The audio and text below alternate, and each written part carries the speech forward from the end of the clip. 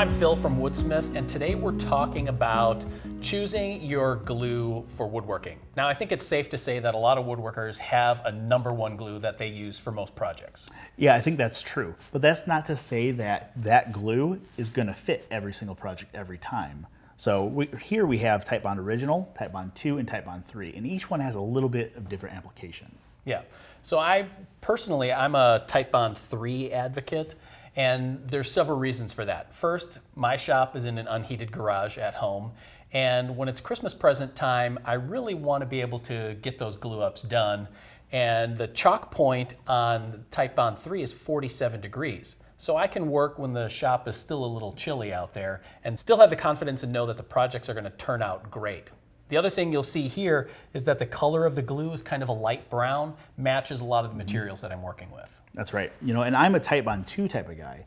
I like the little bit clearer color on it, but my shop is also in a conditioned space, so it never gets below 65, 70 degrees, and the Titebond 2 has a chalking temperature of 55 degrees. Okay. Now, the other thing I like about it is it does offer some water resistance, and it has about a 3 to 5 minute open time and 10 to 15 minute assembly time. So after about that 15-minute mark, I let the clamps sit and I don't pick at it.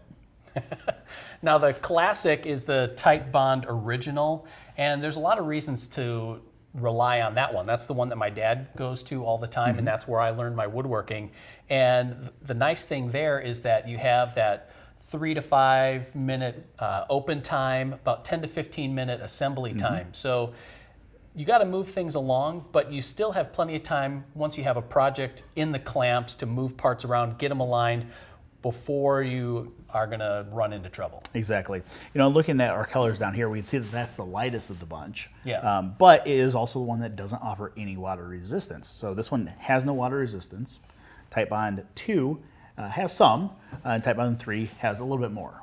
And the other thing, Titebond 3 is that I have longer to work on an assembly. So when there's a complex project, say like a door where you have like intermediate styles, a couple of panels, doesn't seem like a big deal, but there's a lot going on there, and I just like having that, 8 to 10 minutes of getting the glue on, and then another 20 or total 20 to 25 minutes of assembly time to get things all set up. Sure, there's nothing worse than getting in the middle of a glue up and you're rushing because you know that that glue is going to start tacking up soon. Yeah. So when would you choose Titebond 2 or 3 over Titebond Original?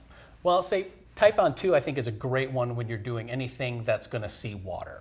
So it doesn't necessarily mean an outdoor project. Cutting boards are great ways to use up leftover parts. And when you're gluing up a cutting board, it's going to get wiped down, it's going to get soaked with water. So you want that confidence to know that the joints aren't going to fail. So that's a good reason too. Exactly. So Titebond Original is a great one for most indoor projects, gluing up panels, stuff like that are fairly simple and you don't need that extra open time. Yeah. And then when you're gluing up an outdoor project, something that's going to be outside, you definitely want that confidence too. So you want to go with Titebond 3 or Titebond 2 again to know that it's going to stand up to the wind and the rain and the snow and all that kind of stuff. Exactly. All that being said, any of the 3 glues that we're showing here can be your number one go-to glue. But depending on the types of projects you do, you may want to consider having another one as a backup to handle those special circumstances.